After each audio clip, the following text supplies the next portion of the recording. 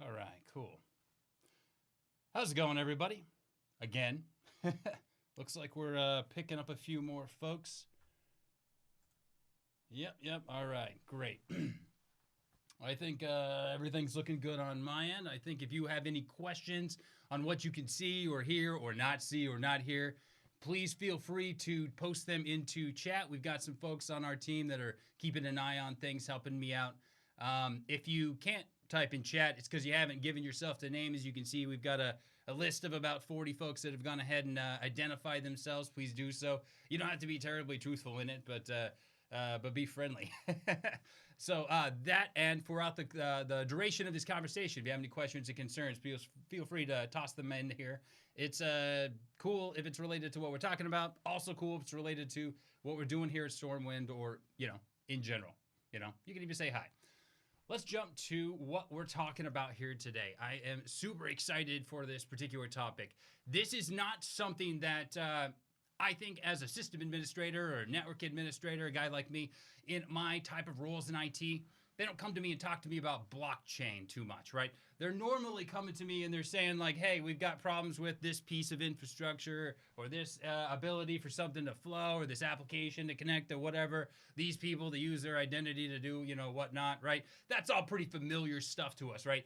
But when we're talking about blockchain, it's a solution. It's a solution that's been around for actually a good 10, 12 years as a programming concept, and as a piece of software, or something we have in our potential toolbox, right? It's always been out there.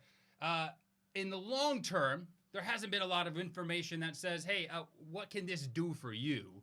And there also, in the more medium to recent term, there's been a lot of information about where blockchain has been like this little teeny component of the greater cryptocurrency conversation that's kind of been yelling over the top of everything. When I first started thinking about this concept and what I wanted to talk about here today, I was like, well, I'm going to do what I do, right? Which is strip it down to nothing. But that would be unfair to you all, right? I'm assuming you're coming to this in a similar fashion to one another, if not a similar fashion to what I've done here in the last couple of weeks, right? Let me Google that for you. Not that it helps that much. Google, or whatever your search engine preference is, in whatever your particular region or location is at, whatever you're doing to query the internet for whatever might be out there related to, posts, content, media, whatever related to blockchain, right? You toss that word out there, you're gonna get just the deluge, just absolutely drowned by cryptocurrency information. The first three hits, right, that come out of it just for Google, right? And again, based on region, engine preference, whatever you're using, right?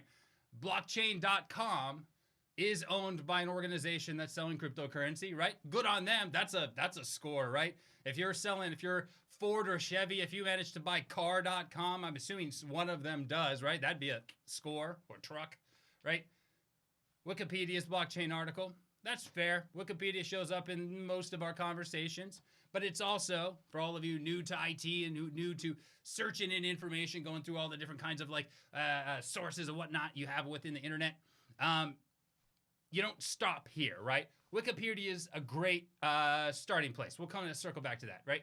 Third one, the blockchain article on investopedia.com. Again, like the number 3 that I saw repeatedly in all the different areas was connecting to, and I think they pay for that opportunity, right? Not just in the ads, but in the actual search hits, but their keyword usage and all that. Of course, you can still leverage your ability to get high up in those rankings. And cryptocurrency is really just overtaking the greater blockchain conversation. This kind of first came to mind actually about 2 months ago. I saw, it was a pleasant infographic, one I wasn't going to share here because it's also a little bit noisy, but it talks about all the crazy things you can do with blockchain that have nothing to do with currency or money or any of that boring finance stuff, right? Now, real quick, who are you, right? Who am I talking to when I am talking about blockchain here in this capacity? I'm kind of talking to myself. Not just because I'm in a sound room, actually talking to myself, as I often do, but also because when I first came to this conversation of blockchain, I guess it was about 7 or 8 years ago, I was just a sysadmin, right? Like I said, a solutioneer. My job was to find things to address company needs. And I wasn't terribly interested in this because I can't actually do it. I'm not a programmer. I don't know how to code things. If someone brings to me a fancy script, I'm going to be, whoa, hey, hold on there, man. I don't know all these parentheses and brackets. Back up. No. I like working with UIs. I like working with the command line. We're cool with the CLIs. But once things start past about 2-3 lines, right, I'm out. I'm done. So what I get out of blockchain is that I've learned is that the people who can create it, right, who can work within this space, if we don't constrain them too terribly and they're just looking to use the concept in a technical fashion, we just ask and you can receive, right? In fact, it got to the point that it was so easy to deliver a good blockchain solution that a lot of companies prematurely got into the industry. They started creating their own products, focusing on hosting blockchain products, and they were kind of shocked when 2 years later nobody was using them. It's like, no, you forgot, we got to find out how to get this to serve a need, right? So you out there, I'm assuming you're in some capacity in IT. You're in information technology, which is great because blockchain's all about moving information.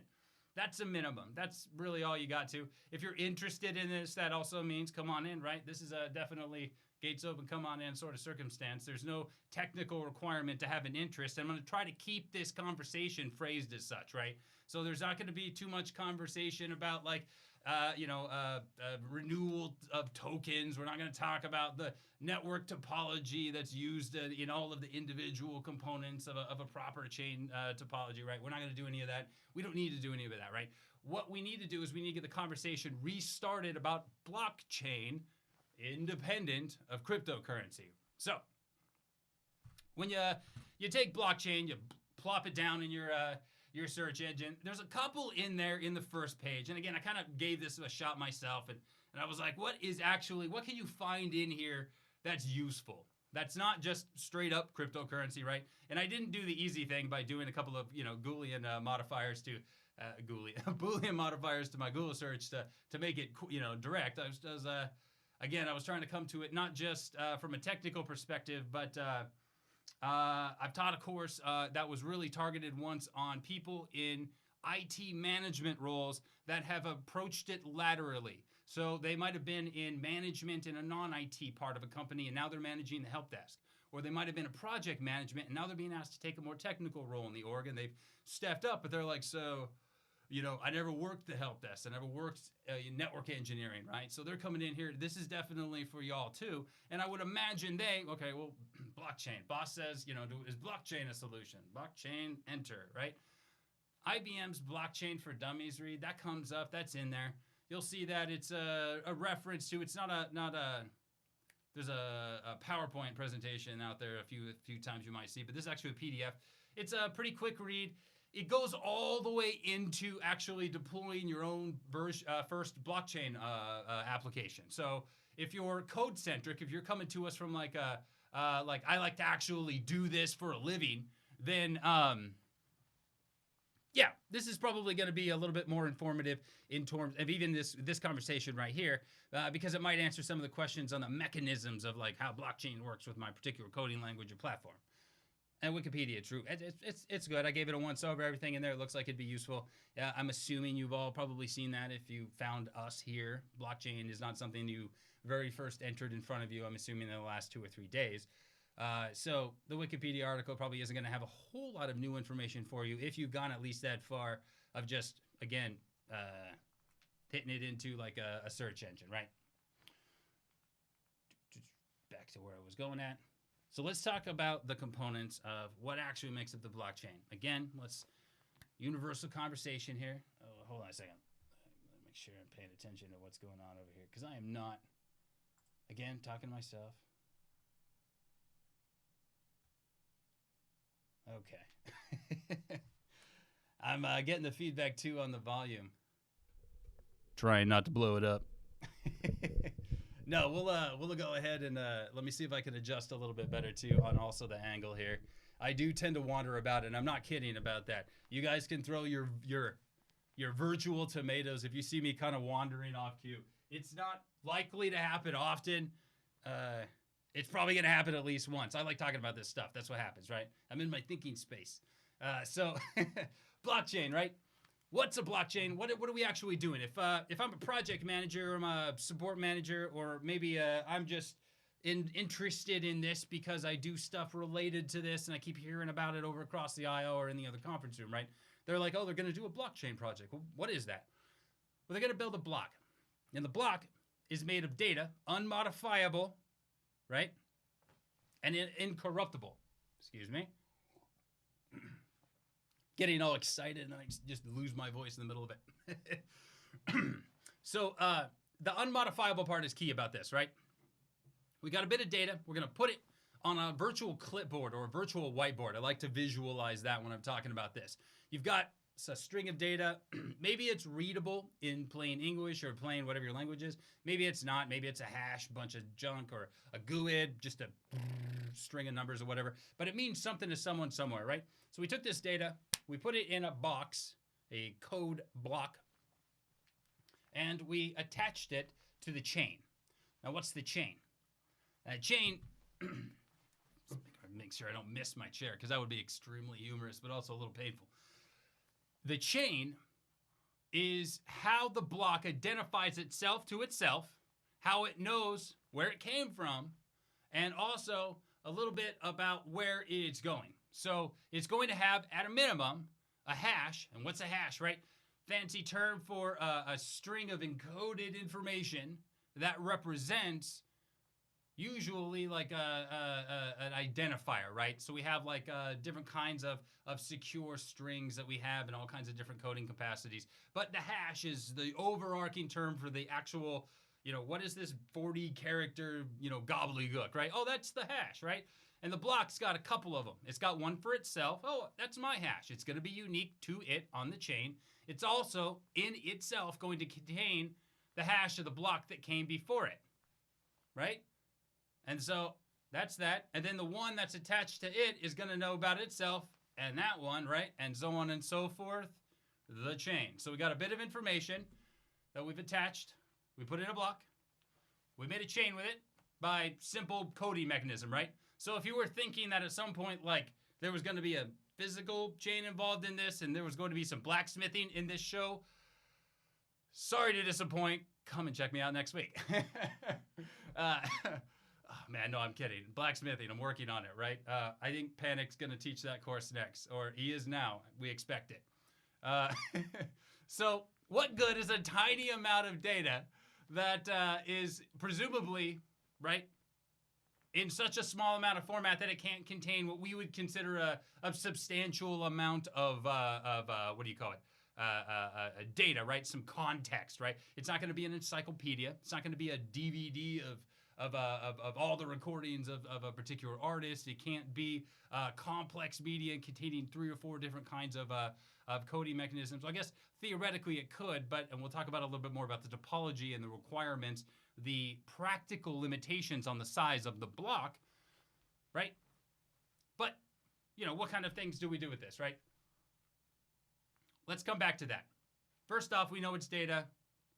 We've got lots and lots of purposes. We'll come around to how or what we're putting in there. Let's talk about how we utilize it. The first thing we're going to do when we're utilizing that block of unmodifiable data is we're going to develop something organically, as in our coder, our developer, our blockchain itself, our specific choice of approach of this type of software is the smart contract, right? So they're going to determine how smart contracts are going to be written, which is to say what sort of data they will receive, what sort of updates they can apply in terms of the overall chain, right? They will contain information that is very specific, usually, contextually to what's in the block. So without getting into too much example detail, because we'll do that here in a few minutes, it'd be a circumstance where, let's see, you've got the big letter A, right? And we want to be able to associate the letter A with a bunch of numbers. So we are allowing smart contracts to accept numerical values from 0 to, or 1 to 2, right? Cool. So now we have a smart contract associated with block A that contains value 10. Cool, right? So now we have the whole chain is aware that block A is associated with the number 10 for whatever it means to the chain and its purpose. Obviously, I'm speaking things in about the most rudimentary way possible. We're blockchain for Sesame Street right over here, right? So, or for your preschool audience, excuse me. But that's not to diminish the capability. It's more so we understand when we're talking about this utilization as a system administrator, a network administrator, that this is a tool that we can offer up. Hey, maybe blockchain could be a solution to this need that our organization has had. Now that we understand that maybe it doesn't require anything to do with currencies, and also we'll explain here a little bit that some of the more fearsome restrictions aren't necessarily important either. So yeah, we've got a ledger on this. A ledger, sound familiar? A ledger is an accounting term, or a financial term, or maybe we could say what's an older term than that? They've been using the word accounting, I think, for like 1,000 years, so that's probably a pretty old one.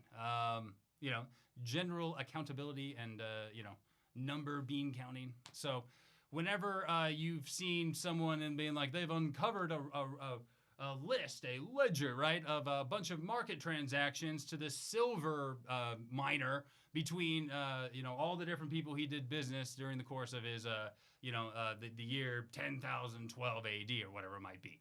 So when blockchain was first put into concept, it was focusing on delivering a record method similar to these old ledgers. And if you recall the term "set something in stone," right? There were points where you had record keeping that was literally etched into different forms of stone or cement tablets that were made, because the record that was being established was, for whatever reason, historically important, right? This is usually for people with lots of resources, vis-a-vis the royalty or whatever it might be, because that's why we have evidence of those things today. But that digital equivalent got people thinking, and obviously there was lots of needs for us to have record keeping that had some higher level of assurance, right?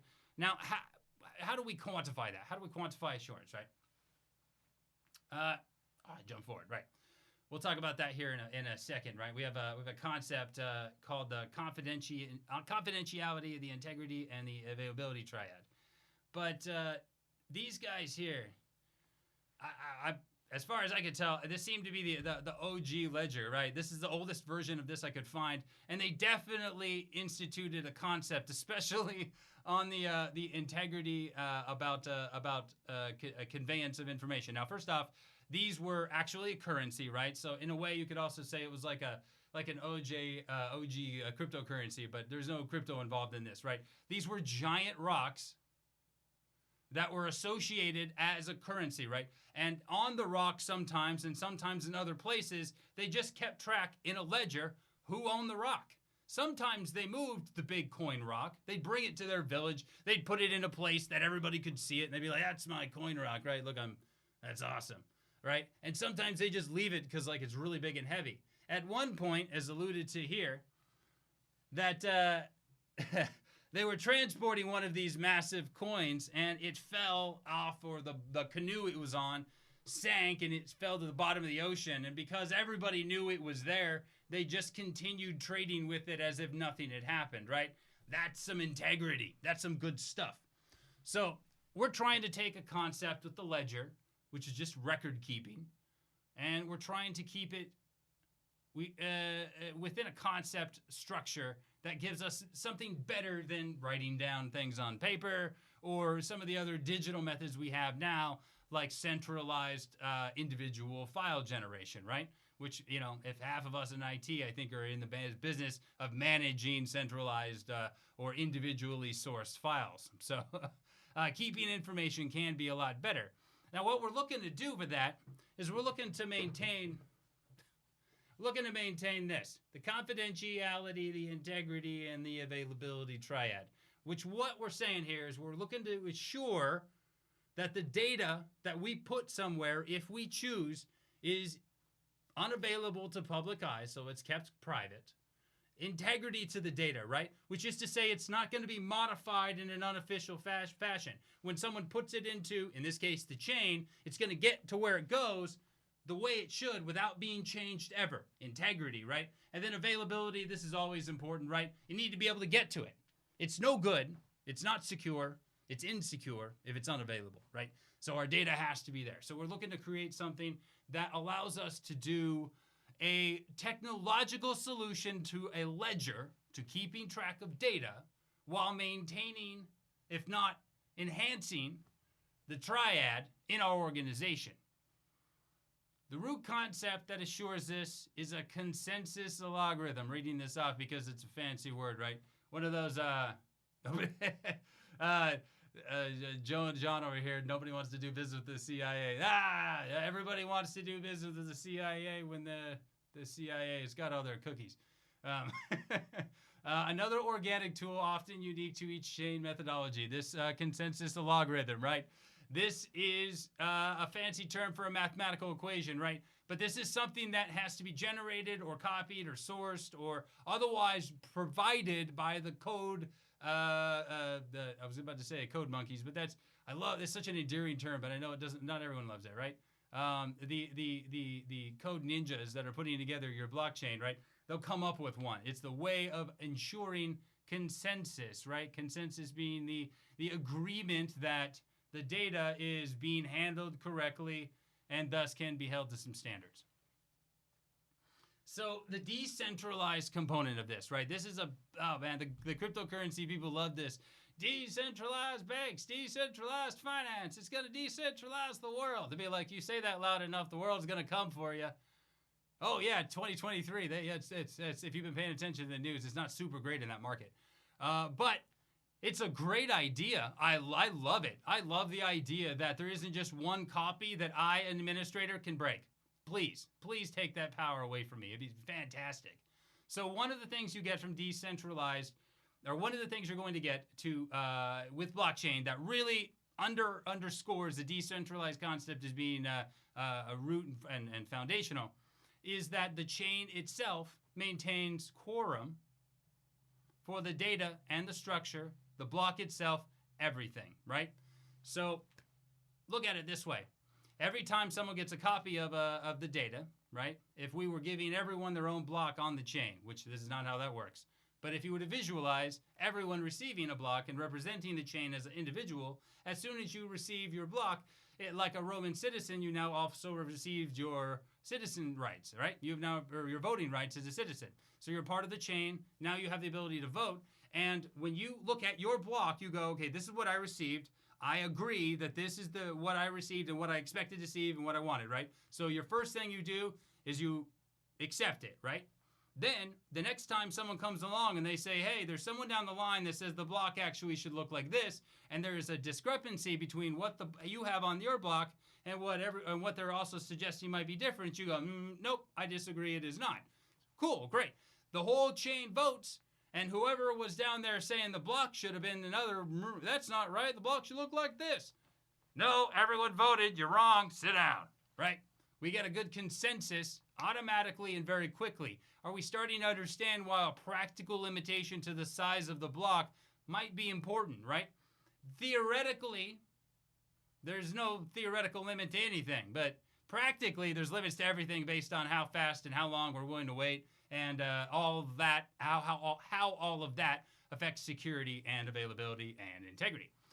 So decentralized, fundamentally meaning that instead of having one part of the block or one segment of the block or one individual who can step into the block and dictate the condition of the chain, the blockchain itself maintains itself in a form of automatic democracy. Now, what's the conditions of that democracy? Again, that's organic and based on how your blockchain architect wants to design it. So quorum, this should be a familiar concept to database engineers or anyone that's managed databases of stuff, right? The quorum is a concept where you have at least an odd number, or usually an odd number, so that you can have a vote to determine who should be in charge and also who's got the good copy of data. This can be very important in distributed systems because in a centralized fashion, there's always one right copy, even if one copy is in 16 places, in 15 countries, in 7 time zones, right? It's not really one, right? They just maintain a quorum on how accurate everyone else's information and just play it loose and fast with all the differences in the milliseconds, right? Decentralized gives us the ability to step away from that concept because fundamentally the blockchain itself is voting and keeping an eye on the integrity and the changes. Now, this also goes another step in that when you want to introduce a change, we decided that we want to start accepting special characters alongside our letters. So A through Z as well as C, your keyboard. Thank you, right? So we expand what the block can do. The block gets a published copy. Everyone gets a notification outside of the block. And the way this happens in the real world is normally through some sort of news chain or some sort of automated post system, right? Hey, everybody, we're going to publish an update. Please come and download it, approve it, and put it and post it on your chain, on your blocks, so that we can get consensus that this is the new way forward, right? And the way this works is that if you go, but I didn't want to update, you made a change. That change, I don't like down with equal signs, right? Okay, so anyway, you're oddly, confusedly biased, but we're going to go ahead and let you just not accept it. All the rest of us are going to do it, and now you're out of date, so you need to update anyway. Meh. So that's kind of how democracy works with the people involved in the blockchain. This is a beautiful thing when you're trying to get the public involved in a bigger sense, right? This was something else that people over there in the cryptocurrency world were like, yeah, we get to like have a, it's not like the banks or the credit unions or whatever all get to vote. We get to have a vote. It'd be like, well, how many of you know anything about finance or code for that matter, right? As soon as I got involved in that, I got a little confused. Now, of course, there are ways past that, just like I don't know about finance and my bank does stuff all the time. And I go, yeah, or, sure, whatever you say, dudes. Like, and that's kind of like what we're looking to get to probably in this bright future where blockchain exists, maybe in some capacity in the finance world, but there'll be more information out there. There's more, I hate to use the R word, right? Like regulation. I mean, maybe, I don't know, whatever's needed. But like, good ideas usually begot good concepts in the future. We'll see what grows from it. I think it's a concept worth paying attention to. But for everything else that blockchain could do, ignoring all that money crap, that money stuff, let's talk about the benefit of these decentralized services. So first off, I want to circle back to something I kind of underlined a few times, right? The practical limit of the block. So is all of the data, everything that we're concerned about in the block itself, right? Because now you're starting to think, wait.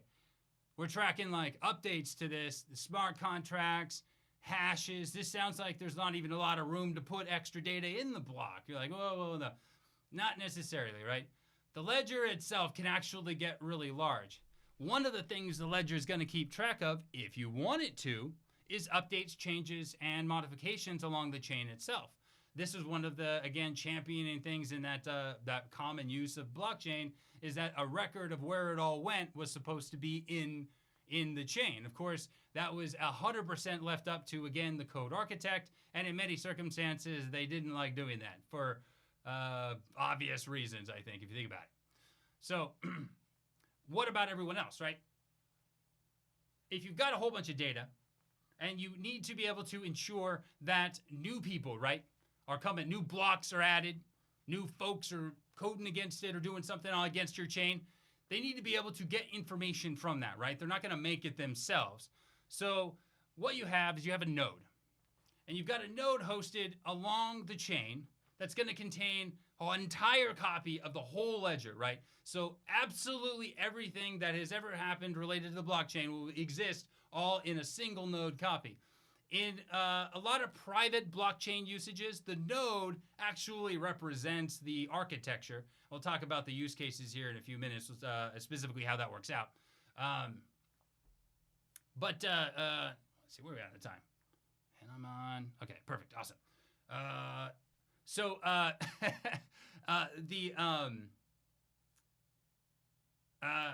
the node is owned by whoever wants to have a say in, well, not just a say, but they also want to contribute to the security, the integrity, right? The overall structure of the blockchain. So in a private circumstance, they'll be like, no, we want security. We can't have one copy of the actual master ledger or whatever we're going to call it. Like, we got to distribute that appropriately. Give people the ability to take copies of it in and of themselves if they want. And in public blockchains, normally there's a mechanism which says, hey, if you host a node, then that means you're actually contributing to the direct success of our blockchain effort. Ergo, we're going to give you some incentive, right? In the currency circumstance, that was Visa, it will give you a percentage or X amount of your own particular coin or whatever we're doing with this particular currency model, right?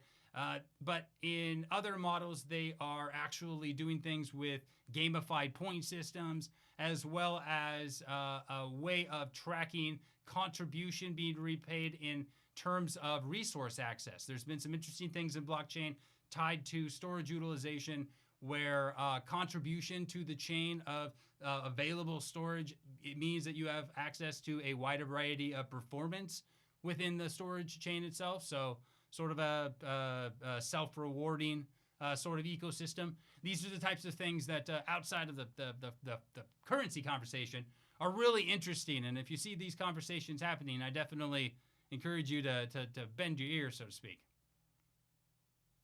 Okay, so here's the topologies, right? So the public block, right? The concept of you go to a website or some sort of web entity and you download or otherwise acquire some block code, join the chain in some fashion. Hey, now I'm part of it. Or more realistically, what you do is you're like, okay, I've got the desire to contribute to this thing, so I've got my website. My website will now, join the chain and host some code or whatever it might be.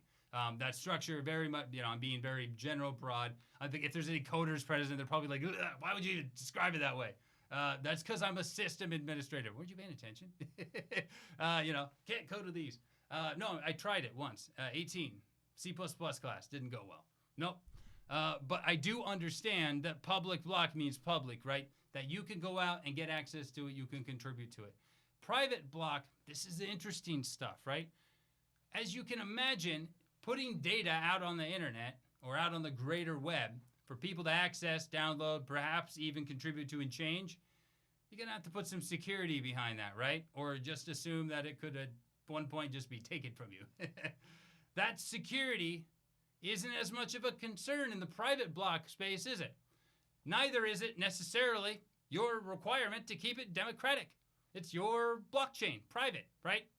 In hybrid, this is a good concept of where you've got mechanisms like, say you had a blockchain hosted by a university that was being used as part of a laboratory experiment for gathering data. I'm not going to go into any further detail.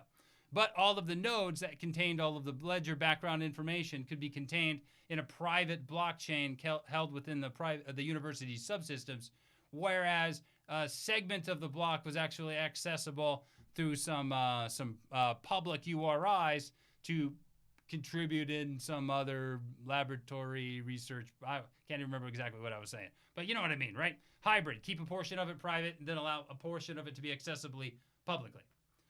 Federated or consortium, this is interesting. This is cool stuff. So imagine you're an organization and you've got information. Perhaps it's related to something you do in your industry. Perhaps it's just related to information that I've got information, right? But another organization wants the information, access to that information. You've decided, no, but we will allow you to benefit from that information. This is really common in science platforms, especially in the chemistry fields, aerospace, organizations that hold patents that have particular methods for doing cool science or engineering tasks. They commonly keep that ability to themselves, right? It's good for business.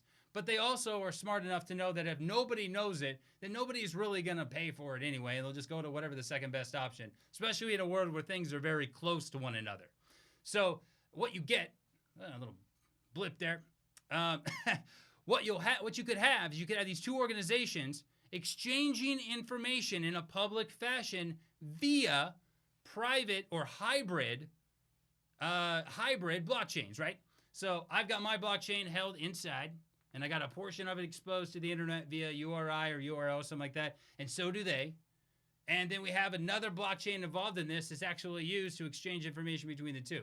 Now, that's probably overly complicated for most circumstances. You probably just script that, but you understand that what we're talking about with consortium is a federated organization of blockchains that are a mixture of public and private, so hybrid blockchains that are working together in a consortium.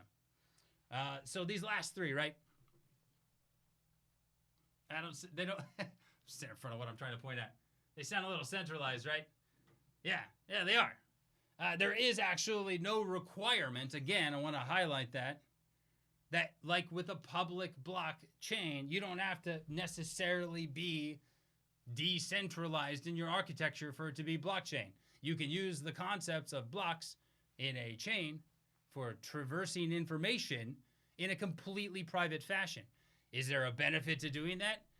Oh yeah, there's a ton of benefits to doing that. You take the security requirements out. You could say, oh, well, we're just going to put this on one of our private websites as the update nodule, right? So this is where other applications are going to use our blockchain for traversing information, right? Maybe updating smart contracts or reading from the block itself to get information. We're going to have this node, available to all of our organization, but we're just going to make it only available to parts of our organization that host applications or code. We're not going to make it available to regular users. We're definitely not going to make it available to the public at large, just for apps, right? So our requirement to protect it and secure it is only as deep as the gaps you're going to have in your already existing security architecture.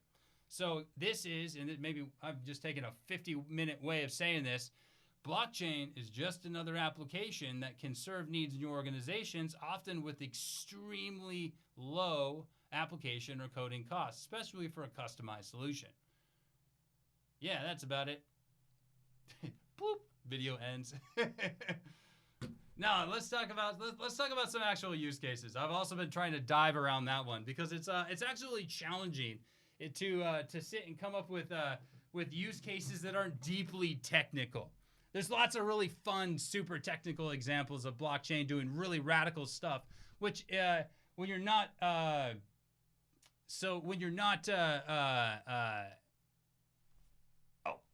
Mark's got a question over there. I'll get you there here in just a second there. But no. Oh yeah. No. Okay. Let me actually get to that right now before I jump to the other thing.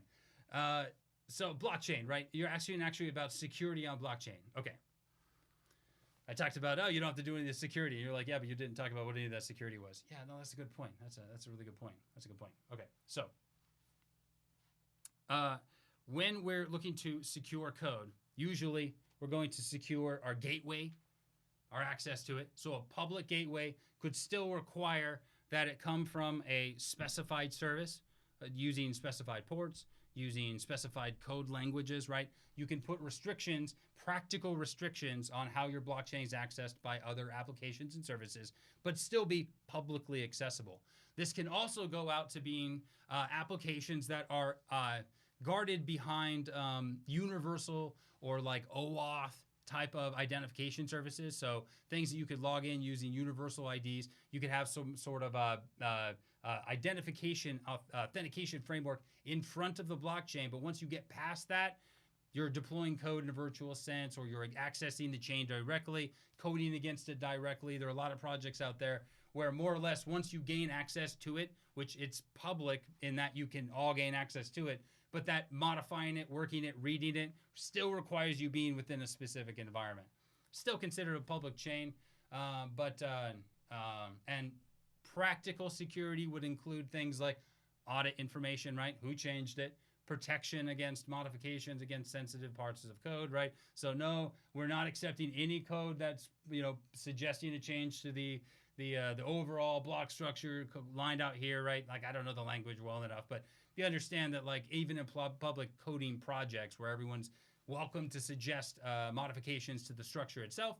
There'll be limitations on what you can actually do. Security is going to be the primary concern there, right?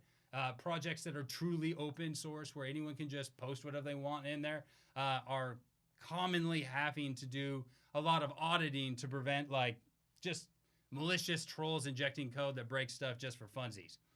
So, okay. So, yeah, examples of how we're going to utilize blockchain, right? Cryptocurrency, we talked about this. The concept about crypto and where people immediately leapt to it, they ran with it, is people drew the line with this term here, fiat. This is dangerous. Careful about this one. Maybe not a lot of people know this, but very few dollars or cents or euros or whatever they're called in the world are actually like attached to like a thing. Like a piece of paper means one, rock or whatever it is. Like people don't do that anymore. It's associated to a value that governments and organizations all say it is. That's what that means. The value is ultimately just determined to be a value, and everyone sort of lets it fluctuate based on the market. So the whole cryptocurrency thing, where everyone was involved in the blockchain, could vote on the structure of the blockchain, which was the mechanisms that manage the currency. Yeah, great, that's cool. It sounds like this just done technical, right?